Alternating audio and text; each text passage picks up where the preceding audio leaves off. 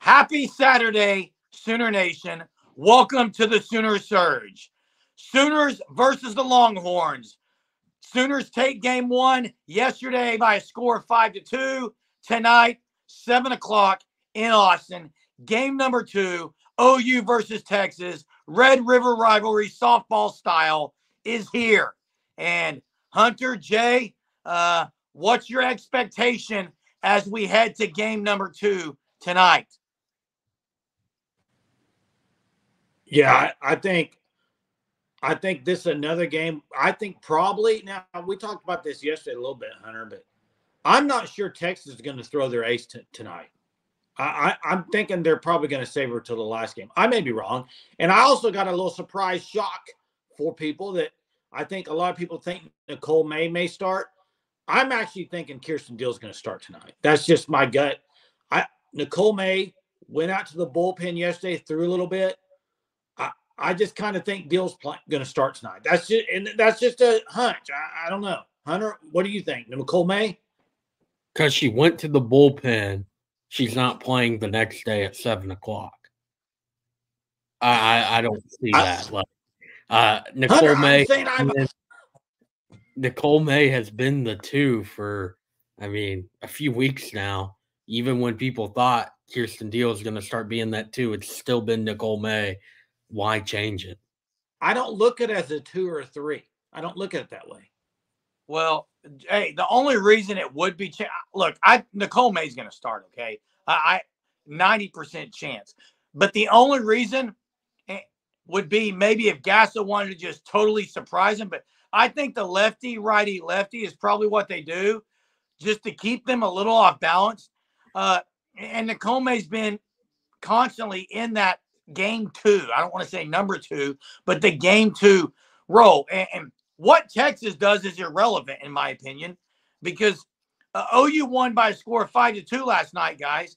Alina Torres was 0 for 3. There are a couple others that are going to probably come there tonight and make a statement. The Sooners won that game 5-2. It's 5-0 for 6 innings.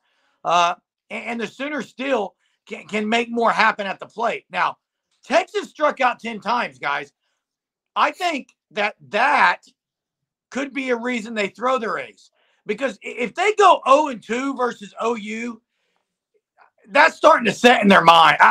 I think Mike White's going to try to get one in game number two because you can't go 0-2 against OU. The ladies at Texas are just going to be thinking way too much in game three about getting swept. They got to try to steal one tonight in Austin, in my opinion. And go ahead, Hunter. Jerm, what you said, it's logical. It makes sense, but it also would have made sense for you to throw your ace in game one. Forget who you're going with against. Forget who, trying to win the game. Like, pitch your ace in game one. I don't get it. It really bit Texas in that game, like just not being able to rely on the ace to, if Tegan Kavan pitches that game with the way Estelle Check closed it out, you could be looking at a different result. I'm not saying that was guaranteed to happen, but if you're Texas, you would have to have liked your chances better with that combo. And instead you go with Mac Morgan, who gave up 7 hits and 5 runs in 4 1/3 inning.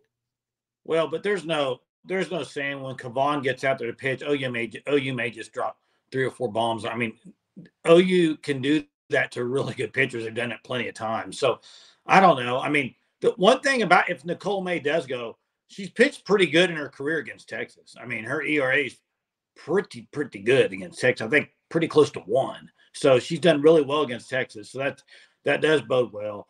I do agree with Jeremy on the bats a little bit. I think, OU scored 5 in game one. I do think there's going to be either game 2 or 3 where they do erupt for quite a bit of runs. There was a chance of that today without some weird things happening. You had the Kenzie Hansen play, which just kind of killed that rally. They were able to get 2 out of it. But then you also had Tiari Jennings bouncing in a double play. Doesn't happen that often. I think OU does in game. I'm going to say game 2. I don't care who Texas throws. I don't care. 7 p.m. prime time. I think OU reps for a good amount of runs tonight. Well, here's what I'm going to. Hey, I do think the Mike White strategy, Hunter, going back to what you said, I think the Mike White strategy, if you probably put a true serum in him, he was trying to play. He was trying to play chess a little bit too much. He was over analyzing some things, and here's what I mean by that. He probably thought OU was amped up to go against their ace, and maybe he was just going to change it up a little and try to catch them off guard. I think if you asked him, and maybe I'll go back and watch the post game and see what he said, but all I'm saying, that might be the reason. I'm not saying it is, could be a reason, but Jay, you mentioned 7 o'clock. Listen, OU on Jada Coleman's 3-run bomb. Was this game in Austin or in Oklahoma City? Like OU players are chanting "Boomer" to the crowd. They're saying "Sooner back." Where the ball went over the right field fence, it's a sea of red, not orange. That is the following that this team has. There's fans everywhere, and I think it was very cool. To me, OU softball is so passionate, but it almost feels like after watching last night's game, like this series is a little different. They're a little even more passionate. And when she hit that bomb and they got to home plate, started erupting, looking at the crowd, chanting together, it's pretty special. Yeah. What about though game 2? I think you look at it. We talked about it in game 1 with the Texas' defense. It still struggled, guys. They got the 1 error, should have really had 2, dropped 2 fly balls basically. And then OU's defense on the other side, really good. And they had some, I don't want to say game-changing plays, but kind of were big-time plays that Tiare Jennings made at shortstop. I mean, huge. The last one was massive. So really good plays for Oklahoma defense. I think they continue that tonight. They've been pretty good all year long. And then we talked about preview of the series. We talked about stolen bases and the catchers and throwing people out. And, Riley Boone had the stolen base. But, Texas's game offensively is based on speed, okay? They're not, we compared the numbers. They're not like a huge power team, right? And so you keep the ball in play, you keep them off the base pads, there's a good chance you're going to win the game because they really like, and you saw it in the last inning, when they can get some players on and kind of use their speed and everything, then they can maybe do some damage. But I look for OU to get another victory tonight. Yeah, only 1 stolen base for the Sooners in game 1. That was Riley Boone, as you mentioned, and that was because Maya Bland was on third. They weren't even going to throw it down there. So kind of just gave that bag away to Boone. And, for the Sooners, kind of odd. Usually everyone's hitting. Game 1, only 5 Sooners with the hit. They had 7 hits as a team. So only 5 with the hit. That's kind of a rarity. I would think that changes in game 2. Regardless, on the mound, if it's Tegan Kavan or Sidley Gutierrez, whoever Texas decides to throw. Well, and they put the ball in play. That's the thing. They were putting it in play, just some fly balls and something. Nothing really. I wouldn't even say there was that many hard hit balls. You know what I mean? Yeah, Oklahoma not many hard hit balls, and then Oklahoma only struck out 2 times, and that was from Czech coming out of the pen late in the game. Yeah, and Hunter, you mentioned Maya Bland. Look, that early in the game, she gets on. She comes in the game. Kenzie Hansen has a great at bat, goes oppo. She's able to move all the way over to third. It's little things like that. Gasso's not afraid to put a freshman out there on the base pads early in that game. But Hunter, you did bring up the stat of how many players on OU got hits, and I think Texas looks at that, and while they may be in one avenue say, wow, we can hold this team down, the other side of that coin is, crap, this team might blow up tomorrow. That's always the issue with OU. Yeah, you held them down and lost. What's going to happen if you don't hold them down?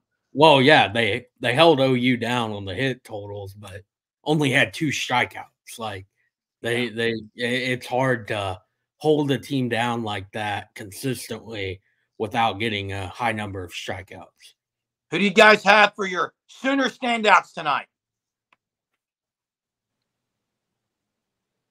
I'm going to go T.R.A. Jennings.